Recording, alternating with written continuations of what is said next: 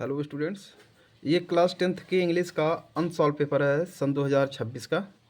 आज मैं इसका सेट नंबर 4 हल कराऊंगा और जिसमें से 20 क्वेश्चन जो बहुविकल्पीय के होते हैं वही हल कराऊंगा। बहुत ही इंपॉर्टेंट है और इसके पहले 3 सेट जो इसमें दिया गया है मैंने उसका वीडियो बना करके अपलोड कर दिया है चैनल पर अपने। और अगर चैनल को सब्सक्राइब नहीं किए हैं, नए हैं, तो चैनल को ज़रूर सब्सक्राइब कर लेंगे। वीडियो को शेयर करेंगे, लाइक और कमेंट अवश्य करेंगे, क्योंकि आपका एक लाइक कमेंट हमारे लिए बहुत ही महत्वपूर्ण होता है। देखिए, इसमें आपका 3 घंटा 15 मिनट का समय मिलता है और 70 नंबर के पूरे क्वेश्चन पेपर होते हैं। जनरल इंस्ट्रक्शन देख लीजिए एक बार फिर, मैंने हर वीडियो में लगभग बताने का प्रयास किया है जितने भी सेट हैं। First 15 minutes are related to the candidate for reading the question paper.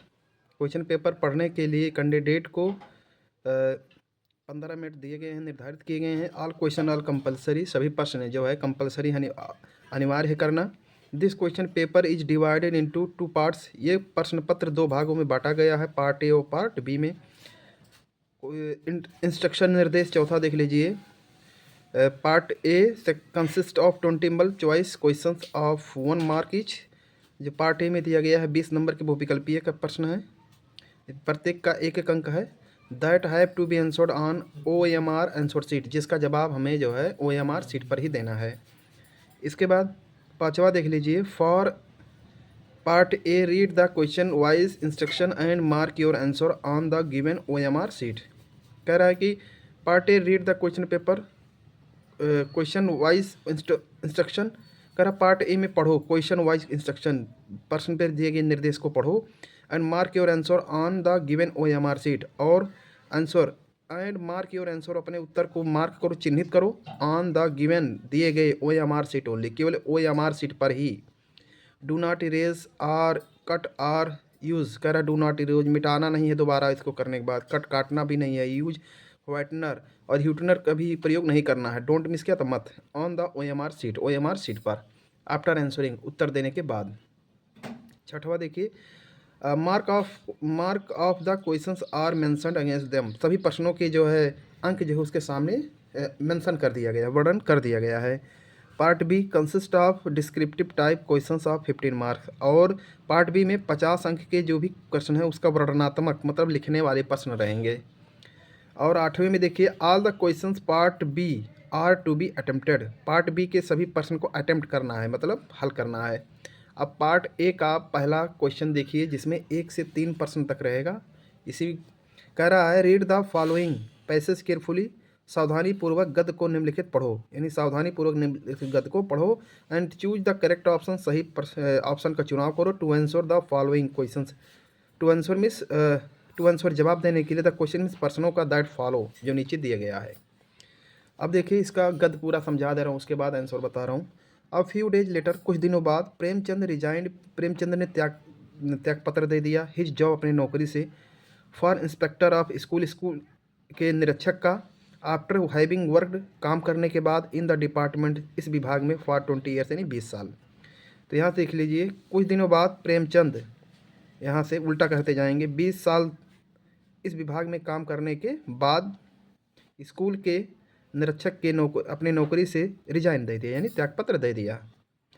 He was free man after all. He was, वह थे, फ्री मैन। अब फ्री मैन में एक स्वतंत्र आदमी, आज़ाद आदमी। आफ्टर ऑल मीन्स आखिरकार। नाउ, अब। नाउ मीन्स क्या होता है अब।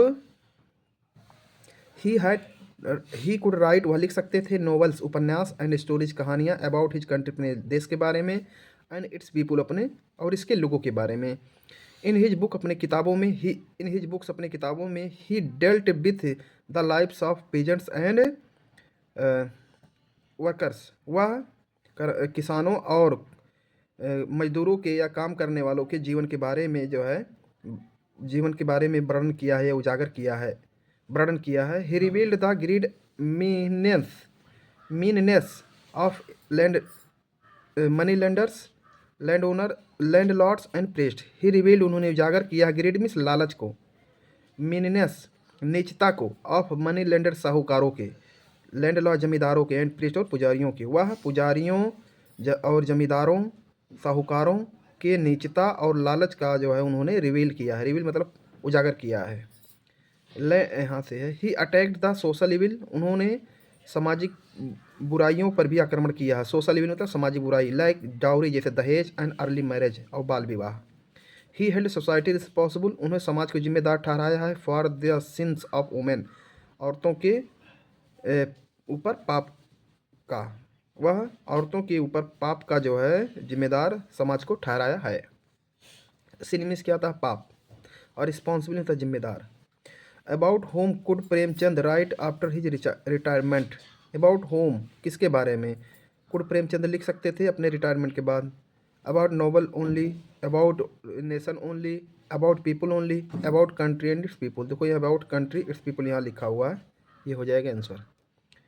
इसके बाद दूसरा देखिए क्या लिखा है, whom did he responsible for sin of women's. देखिए यहाँ लिखा है he held society responsible for sin of women, तो यहाँ क्या दिया है, सोसाइटी। देखिए इसमें दिया है यहाँ सोसाइटी दिया है, गवर्नमेंट दिया है, कंट्री दिया, सोसाइटी दिया, पेरेंट दिया है, तो इसमें क्या हो जाएगा, सोसाइटी आंसर हो जाएगा। तीसरा और आखिरी जो है इस गद्य का जो क्वेश्चन दिया गया है देख लीजिए, which word in the passage is opposite of hid. Hid में तो होता है छिपाना, और कर अटैक्ड आक्रमण करना, रिवील्ड प्रकट करना, रिजाइन दे देना, त्यागपत्र देना, हेल्ड आयोजित करना। तो क्या हिड का क्या होगा, छिपाना को उल्टा हो जाएगा रिवील्ड मतलब उजागर करना। अब 4 से लेकर के 8 तक के देखिए क्या क्वेश्चन कह रहा है, choose the correct option to answer the following. Choose the correct option, सही विकल्प का चुनाव करें टू आंसर द फॉलोइंग निम्नलिखित का उत्तर देने के लिए। आगे है question, the train had left the station before he, ये किस टेंस का है, पास्ट परफेक्ट टेंस का। तो जानते हैं हैड लेफ्ट, इसमें वर्ब का थर्ड फॉर्म आता है, बाद वाला पास्ट एंड डेफिनेट होता है, तो उसका तक बात कीजिए सेकंड फॉर्म, तो अराइव्ड हो जाएगा सही इसमें। पांचवा देख लीजिए, इफ़ यू वांट फूड, अगर आप भोजन चाहते हो तो यू आर का हो, आप हंगर भूखे हो, तो भूखा ही यहाँ रहेगा। अगर आप भूखे हो तो आपको क्या चाहिए, भूखे हो, यू आर। अगर आप भोजन मांगते हो तो आप क्या हो, हंगरी, भूखे हो। जस्टिफाइड कुछ होगा ही नहीं ऐसा सेंटेंस। आगे देखिए,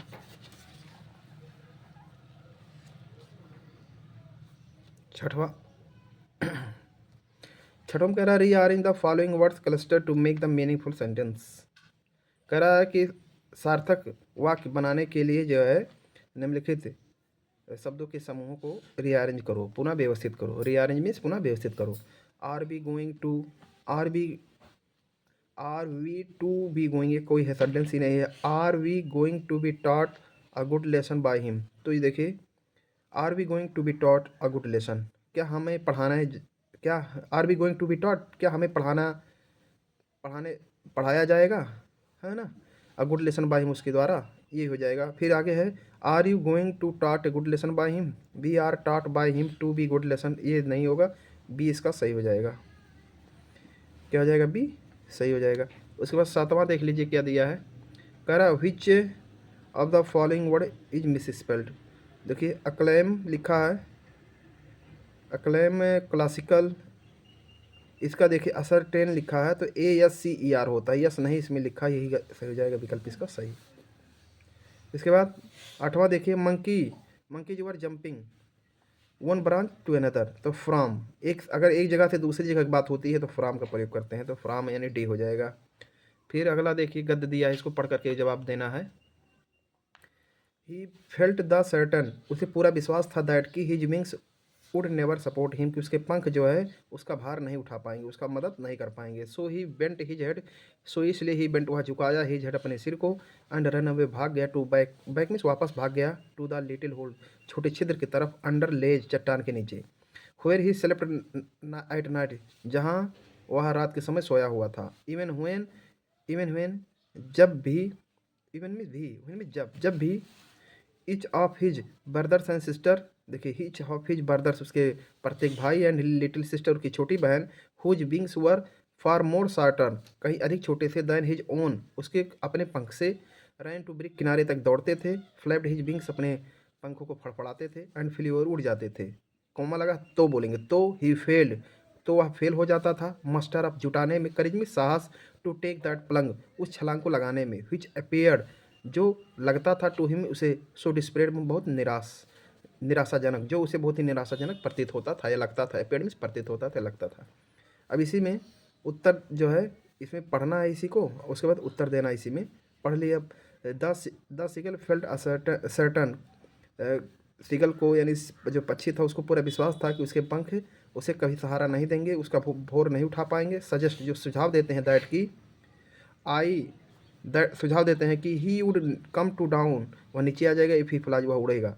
ही could not able to fly ever ever, he could go far away, he could be able to fly. तो इसमें क्या हो जाएगा, be he could not be able to fly ever, कि वह कभी नहीं उड़ पाएगा, कि उसके पंख जब उसके सहारा नहीं देंगे तो कभी नहीं उड़ पाएगा। 10वां है fail to muster, fail to muster up means, कह रहा है कि हिम्मत जुटाने में असफल होना। तो क्या दिया है, बिकेम करेजियस, हिम्मती होना, बिकेम ब्रेव, बहादुर होना, बिकेम डिससेटिस्फाइड, असंतुष्ट होना, बिकेम डिसहार्टेंड, दुखी हो जाना। तो यही हो जाएगा, दुखी हो जाता था, डी। उसके बाद 11वां देखिए क्या दिया है, लिखा in his career as a postman, in his never, in his career he हो जाएगा, पाठ में दिया, ही कई बार पढ़ा गया, पहले लेसन का है तो इसमें पढ़ दे रहा हूँ, लेंचो का है। As a postman he had never, he had known that address, carrier हो जाएगा। 12वां देखिए, during our childhood in Goa baker use to be our friend, baker हमारा दोस्त हुआ करता था। उसके बाद कंपेनियन होता था, एंड और क्या होता था, गाइड होता था, मार्गदर्शक होता था। इसके बाद 13वां देख लीजिए, suddenly Valli her hand with गिली, तो अपना हाथ हिलाई थी, ये नहीं, इसमें क्या हो गया, ताली बजाई थी।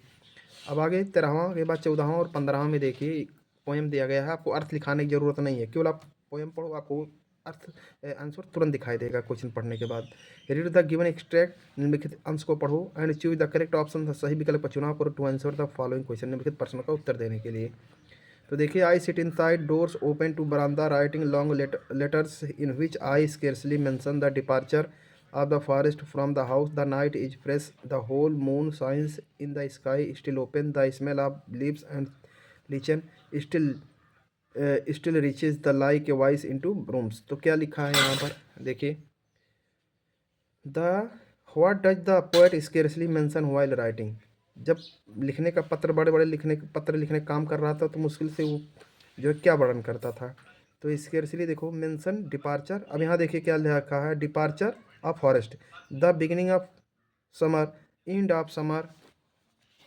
उसके बाद द फ्रेग्रेंस ऑफ एयर, हवा की महक, the departure of forest, rain from forest, the departure of the forest from the house, ये हो जाएगा।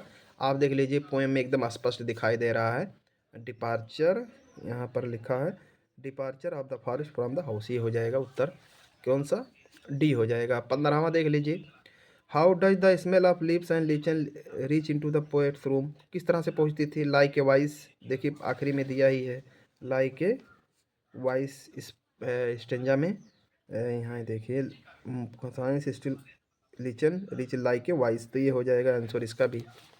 इसके बाद 16वां से लेकर के 20 तक देखिए सप्लीमेंट्री के क्वेश्चन होंगे लगभग। Choose the correct option to answer the following question, कह रहा है कि चूज द करेक्ट ऑप्शन, सही विकल्प का चुनाव करो to answer the following question, निम्नलिखित प्रश्नों का उत्तर देने के लिए। Where did Turkey keep his coats and coats, rain coats जो है, व्हेयर डिड टर्की अपने रेन कोटों और वर्षा की कोटों को कहाँ रखता था, तो आप जानते हैं इन हिज बेड, अपने बिस्तर पर, इन हिज स्लीपिंग रूम, अगर आप कहानी पढ़े होंगे तो इन वार्डरोब, अलमारी में हो जाएगा, इसलिए कहानी जरूर पढ़ लें हर लेसन का। What did Oswald bring to Paris from Boston, तो इसलिए बहुत ज़रूरी है कि आप पढ़ लो। अ वंडरफुल प्लांट, पौधा लाया था, कुर्सी लाया था, एक अमेरिकन भाषा लाया था, हो जाएगा यही। What time did Griffin choose the wander about London, bad time, good time, suitable time and unsuitable time, bad time हो जाएगा उत्तर। Who uttered a cry of astonishment, आश्चर्य से कौन चिल्लाया था, मैम फॉरेस्टियर, इसलिए कहानी जरूर पढ़ने तभी आएगा, यही चिल्लाई थी जब माला गायब हो गया था कहानी सुनने के बाद। Why was Ramlal worried about भोली, वाई रामलाल भोली के बारे में क्यों दुखी रहते थे, भोली वाज बैड टेम्पर्ड, भोली वाज वेरी शाई, भोली हाइड नाइदर गुड लुक्स, ना तो भोली अच्छी दिखती थी, नॉर इंटेलिजेंट, ना तो बुद्धिमान थी, तो ये हो जाएगा इसी का।